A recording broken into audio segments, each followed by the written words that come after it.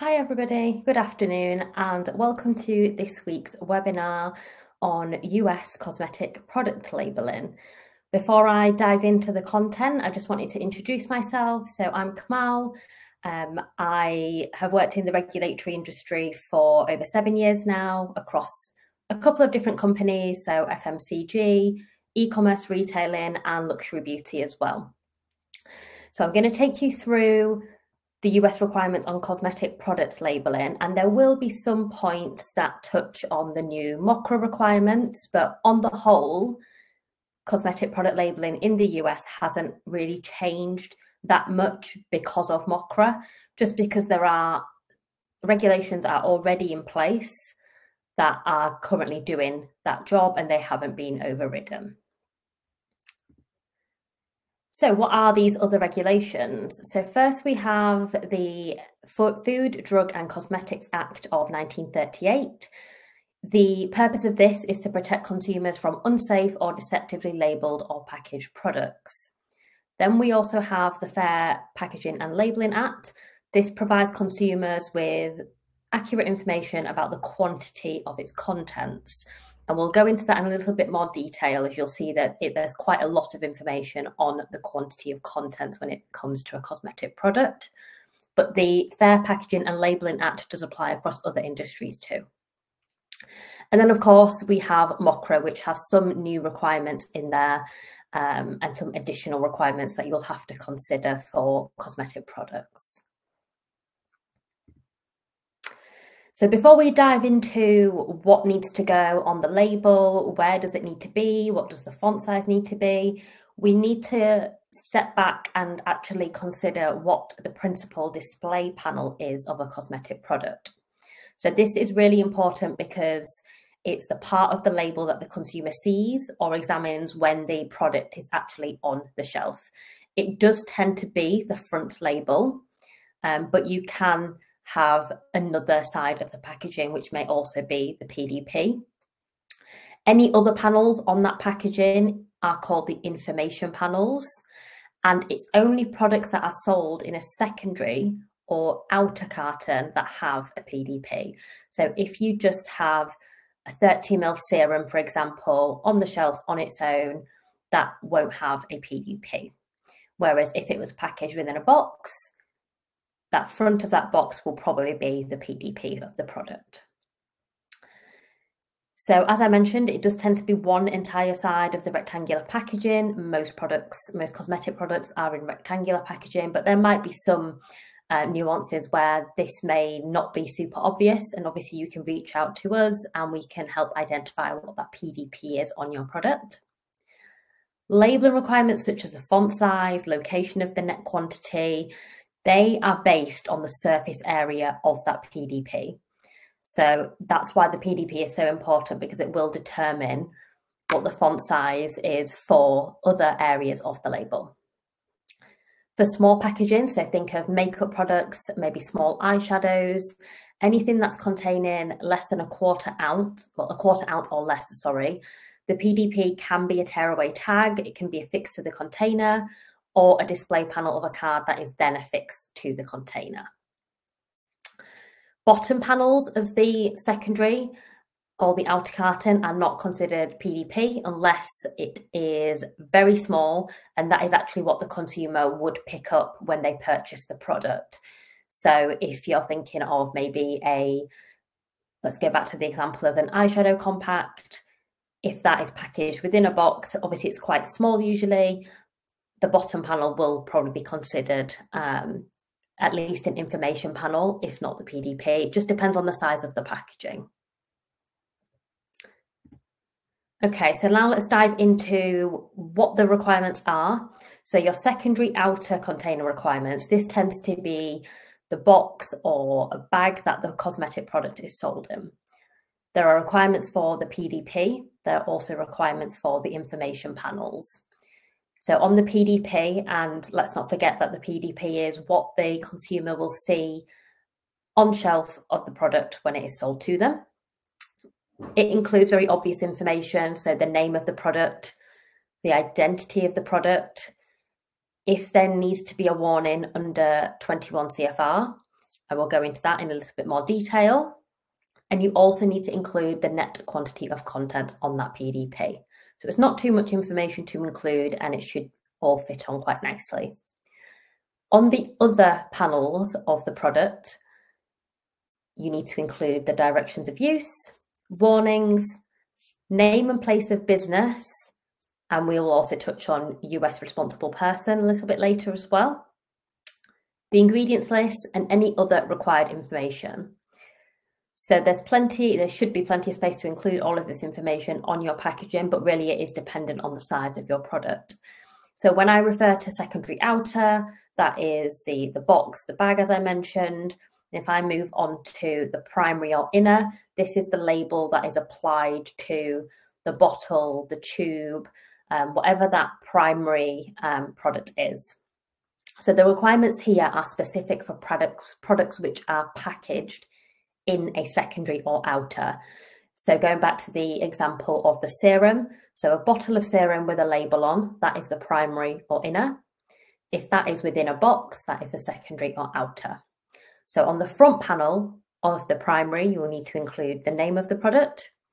And on the information panels, so maybe the back of the label as it wraps around the bottle, you would need to include the directions of use, warnings, name and place of business, and USRP as well, net quantity of content, and any other required information. So there is still quite a lot of information to include on the information panels for a primary label. Now, if you are selling a product which doesn't come in a box or doesn't come in an outer carton, then the requirements are slightly different because you don't have a PDP, you have a front panel and you have your information panels. So it's just the primary label that we'll be considering in this instance. And that needs to include the name of the product, the identity of the product, the net quantity of content on the front panel. Almost, well, it's very similar to having a PDP, but it's not a PDP. And then on the information panels, you need to include the directions of use, warnings, name and place of business, including responsible person, the ingredients list, and any other required information. So we're going to look at each of these in a little bit more detail and provide some context as to what the actual requirements are and how to meet them, as well as looking into font sizes, how that is impacted by the size of the PDP, just to put a lot of this information into context. But for summary, you have this slide and the previous two to refer back to make sure that you have the required information depending on the product and how it is sold. So the name of the product and identity. The product name will be obvious, and the function of the product is what tends to be the product identity. So if it's a moisturizer, the identity would be moisturizer, or any other appropriate descriptive name. It might be that the name of the product actually tells the customer what the identity is. That statement does need to be in bold, and it does also need to be presented parallel to the base on which the product rests when it is displayed in retailers. So it cannot be displayed vertically, it must be horizontally, depending on how that packaging is actually stood up in a retailer and on a retail shelf. So yeah, it might be very obvious what the identity is through the product name. Otherwise, we would need to add it on and make sure that it is in bold. Okay, so net quantity of contents. Now this is quite a detailed and meaty section because there is a lot to consider when looking at how to present the net quantity of contents, and this comes from the Fair Packaging and Labelling Act. So firstly, we need to consider the location. So if the product is sold in a secondary carton, the net content statement must appear within the bottom 30% of the PDP. So you need to look at your PDP and estimate where that 30% line is, and the net contents need to go below that. Again, it needs to be parallel in line to the base on which the package rests when it is on sale in a retailer. And also, if you don't have a secondary carton, you need to have that same requirement on the front panel of the primary. It doesn't necessarily need to be that 30%, but it does need to be on that front panel. If the PDP is less than, or at least 5 square inches or less, the bottom location requirement to display the net quantity of contents is waived, so you don't need to consider that at all. So the first thing you need to do is make sure you have the surface area of the net quantity of contents. Sorry, the surface area of the PDP, in order to determine where that net quantity of content actually needs to be displayed.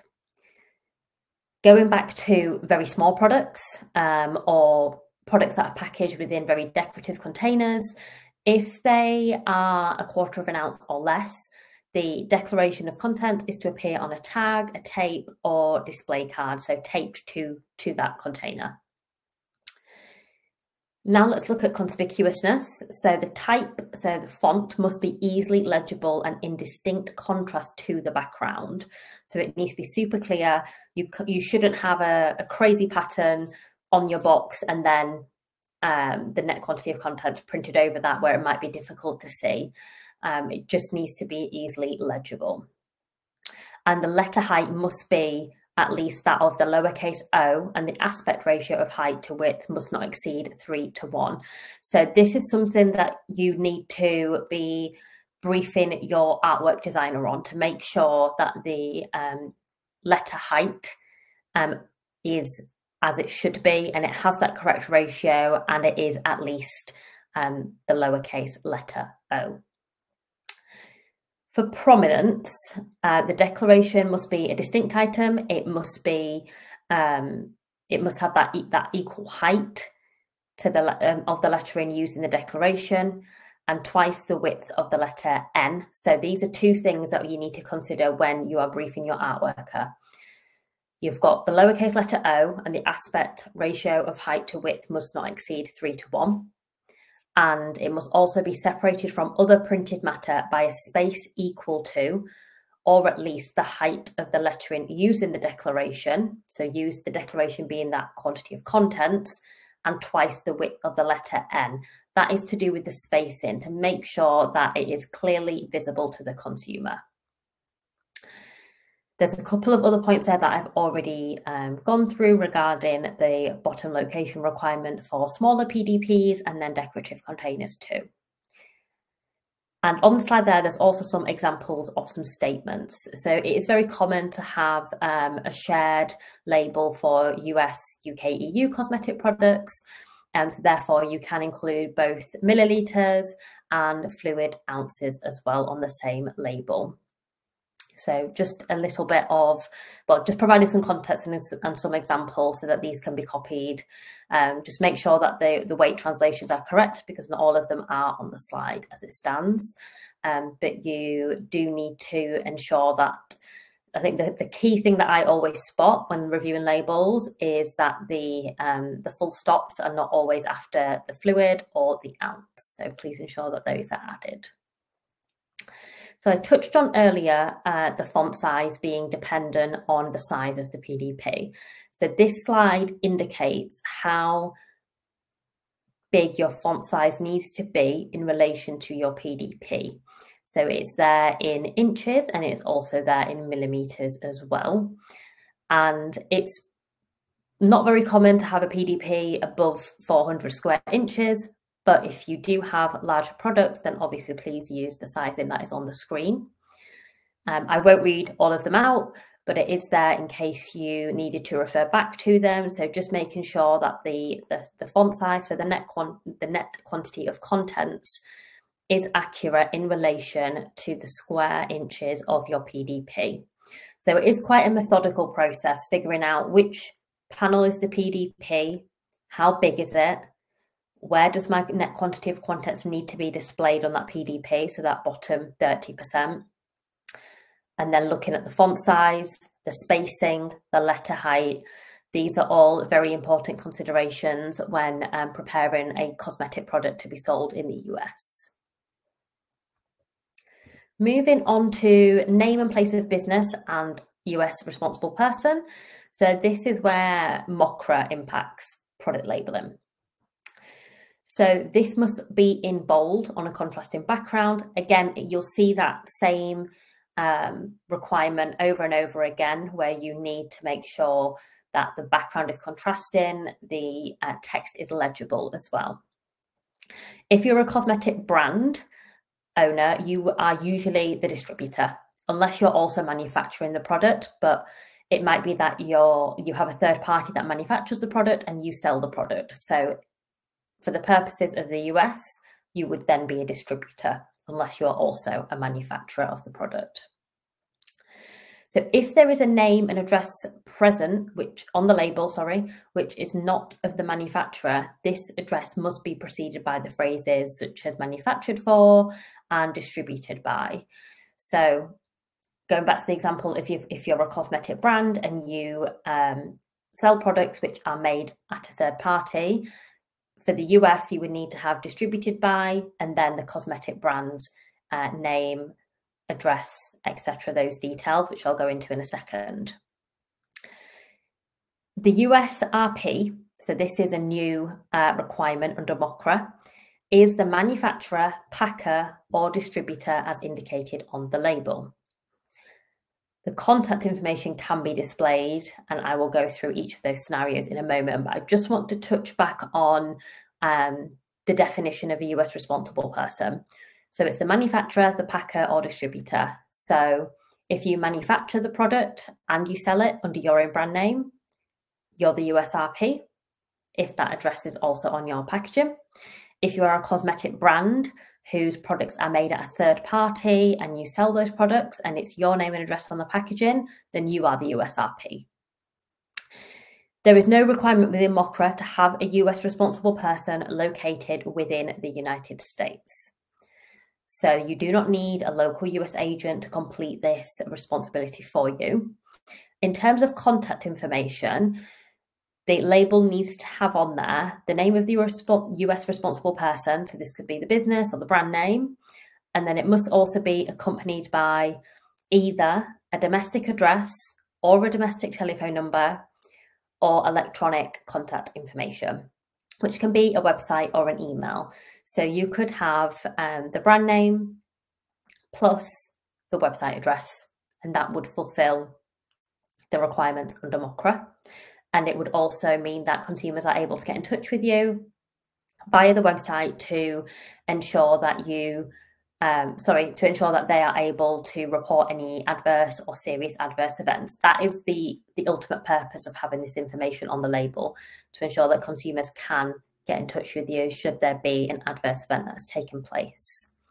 So you do not need to have a domestic address or a domestic telephone number if you are non-US based, because you can use that electronic information on the label instead. And it's highly likely that you will already have this information on your label. Therefore, for the purposes of MoCRA, there wouldn't be any labeling changes that are required. If you're still struggling and figuring out, actually, am I compliant to MoCRA, or you're trying to identify who is the responsible person, is the right information on the label, it can be quite confusing when you have a couple of different addresses on the label. But feel free to reach out with a copy of your product label and we can have a look at that for you and check if it is compliant under MoCRA. Okay, moving on to the ingredients list. So the location of the ingredients list is to appear on the information panel. So if you remember from a few slides ago, we have the PDP, and then everything else is an information panel. So this can go on either side, it can go on the back, because the PDP is usually the front. If there is no secondary carton, then you would have the ingredients list usually on the back of a bottle or a tube, and that's absolutely fine under the US rules. For type size and prominence, there is a minimum height. It's 1.59 millimeters or 1/16 of an inch. for the ingredients list, so it can be very, very small. The one thing that I would advise on this is that you don't aim for the minimum.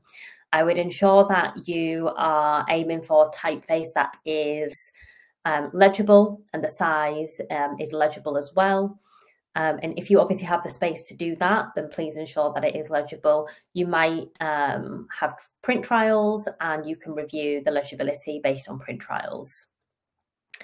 So when it comes to the naming and the formatting of a US INCI, you can use INCI names, and that is widely accepted in the US. You can also put EU and US INCI names together.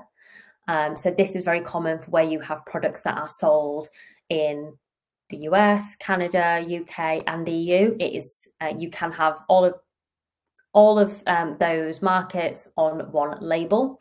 So a couple of examples on the slide. Water is the US INCI name, Aqua is the EU UK INCI name. And for the purposes of this presentation and these slides, we've put the EU UK INCI name in brackets, but you can do it the other way around as well. So the ingredients must be listed in descending order of prominence. So whatever is most in the formulation first, all the way down to the least. As soon as you hit the 1%, those ingredients after that can be listed in any order. So you might have 10 ingredients that are below 1%, and you just want to change the order of those for whatever reason, you're able to do that. Anything above 1% in the formulation must stay in the descending order of prominence. A note on colorants, same rule as within the EU UK, they are to be listed at the end of the ingredients list. And again, you can combine CI numbers and the US INCI name together as well. And I also just wanted to point out fragrance allergens. In the EU UK, cosmetic products that have fragrance allergens have those listed on their ingredients lists. And that is absolutely fine to still sell that product in the US, as long as obviously all the other requirements are met. But we are pending some rules from the FDA under MoCRA as to what they would like us to do in the US with fragrance allergens, because they are acknowledging these on the ingredients list. So we do not know yet whether they will include the current fragrance allergen list or whether they will use the extended fragrance allergen list, which was published by the EU in July. We will know more from the FDA in December 2024, so in a year's time, as to which way we need to be compliant. They will actually publish the rules in June, and the compliance will be December 2024. So it's a very short window to be compliant. And we will keep you updated on what those rules will be, how to meet them, whether you're already meeting them, and what will happen to obviously those extended fragrance allergen declarations as well. Okay, moving on to some other labelling requirements. Country of origin. You do need to include the country of origin if you are importing your cosmetic product into the US. So if it's made in England, you would need to add that on. If it's made in France, you would need to add that on. This is all very standard, and it's something that we would already do within the UK and EU. Batch code, again, another standard element of the label. This is usually added on during the manufacturing process, and of course must be traceable. There's no set format by which you need to have a batch code in the US. Obviously use the format that is familiar to you within your business. An expiry date or period after opening, both of these are valid in the US as well. You can display it as a month, year, or month, year, if you are using an expiry date. And then professional use. So this is a new requirement from MoCRA. If your product is a professional use product, and I'll go into detail on what that is in a moment, you must have specific labelling from the 29th of December 2023. So this is the area where I foresee brands may need to update their labels before the end of the year if they're a professional use brand. Most others will likely to already be compliant. So the statement, again, it must be clear, it must be prominent, and it must indicate that the product shall be administered or used only by licensed professionals. So what is a professional? They are defined as an individual who is licensed by the official state authority to practice in the field of cosmetology, nail care, barbering, or an esthetician. So if you have professional use products and you are in one of these sectors, so if you are an esthetician, for example, and you're not sure what labeling needs to be on there, how it needs to be displayed, please reach out and we'd be more than happy to help. I wanted to touch on digital labeling because this is something that we are seeing more and more of being discussed within, especially the EU. Under MoCRA, there have not been any announcements regarding digital labelling or whether some of the new labelling requirements, such as the professional use, could be available digitally. So there's no plans at the moment to include digital labelling or include a QR code. So therefore, all the required information, it must still be on the product labels. Of course, you can still have a QR code on your product and it can duplicate the information that you have already present on the label, but it cannot replace it. So you will probably have noticed a lot of brands are using QR codes in anticipation of digital labelling in the EU and are already setting up the framework behind that to ensure that it can hold regulatory information. It can also hold marketing information, videos, that sort of thing. But at the moment, in the EU and the US, there are no plan. Well, in the US, there's no plans for digital labelling. In the EU, it is still being worked through as to which labelling elements could be on a digital label. So for the purpose of the US, all required information must still be on the product labels. And I also wanted to touch on claims because you do tend to find these on product labels and product packaging, as well as obviously social media, advertising, etc. The FDA for cosmetics do not have an approved list of claims. So if you are familiar with OTC monographs in the US, they have a very strict criteria as to what you can and cannot claim for an SPF product, for example. It doesn't work like that for cosmetics. They don't have a list of approved claims for cosmetics. But the claims that you are making on your products must be truthful and they must not be misleading. They can also not be related to the treatment and prevention of disease or affecting the structure or function of the body, because these would be viewed as medicinal, as drug claims by the FDA. So this point is very similar to what we already have in the UK and EU. Obviously, a cosmetic cannot make claims or claim the action of a drug or a medicine. And a claim must be truthful. It must not be misleading to the consumer either. In the US specifically, a cosmetic product cannot claim the following. So it cannot claim any anti-perspiring activities, anti-acne, anti-dandruff, anti-cavity, anti-breakage. Can also not claim whitening or hair growth, protection of broken skin, or sun protection.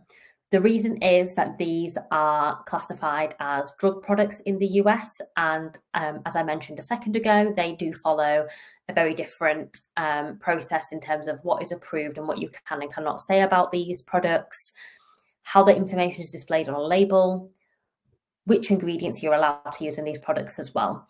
If you do have some of these products and maybe you've thought they were cosmetic, because in the EU and UK they might be, but you're actually looking at expanding out into the US and you just need a little bit of help on figuring out how to maybe make sure they do say in a cosmetic classification rather than a drug, please reach out, and again, we'd be more than happy to help you with that. And as with all claims, they must be substantiated properly and appropriately, following either a study, literature, there might be a consumer use test, a clinical study. It depends on the wording of the claim, what the benefit is that you're trying to claim, it's really dependent on how you are putting that claim together as to how it will be substantiated. Obviously, anything that is clinically proven to would need a clinical study behind it. So it is really important that you are substantiating your claims properly. Obviously, any advice on that, please reach out. And a couple of final points on product labels. So your product label should be reviewed and approved by the US responsible person or an expert consultant if you are a cosmetic brand and you are looking to outsource some of those legal responsibilities that you have, but you might not necessarily have the technical expertise in-house. The US responsible person, as I mentioned earlier, it could be the cosmetic brand, the legal entity itself. Obviously, the entity cannot review the label, but you could work with a consultant to help you with that. And product labels are not reviewed or approved by the FDA prior to sale. So it is on the responsible person, the brand, to make sure that the product label is compliant as per the requirements that I have talked through, and to ensure that they are fully compliant in terms of type size, location, conspicuousness, how the ingredients list is presented and formatted. All that needs to be approved internally if you have the technical expertise in-house, or externally using a consultant if you just need some support or you want somebody to obviously double check that label for you. But the FDA will not do a review and approve service. I'm sure they would be inundated with labels to review if they did offer this service. I would also just like to point out that the requirements that we have talked through today, it isn't an exhaustive list. Obviously, there may be warnings that are needed on certain products, such as feminine hygiene products or aerosols. And there is an article which accompanies this webinar, which really details what those warnings are, how they need to be displayed, where they need to be displayed, the wording. All of that is within the article that accompanies the webinar, and you can find that on the World Over the website. It is a whistle-stop tour through labelling rules and compliance for the US, whilst also adding in a couple of elements that have been added due to MoCRA.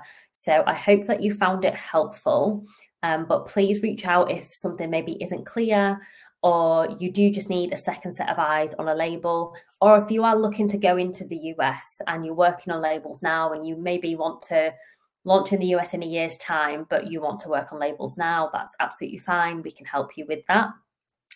And if you do need to reach out, then please do via email. So my email address is kamal.kaur@worldover.io. If you have any questions now, obviously I'd be more than happy to answer those. I'll just have a look in the chat just to see if any questions have come through. So I can't see anything has come through yet, but I will give it a couple of minutes just in case anything does come through. But I do really hope you found this helpful, and don't feel super overwhelmed by the requirements of MoCRA. There actually isn't that many new ones for labelling. I think the most important one and the key part for MoCRA is identifying who your US responsible person is, and it's highly likely you will already have that on your labels.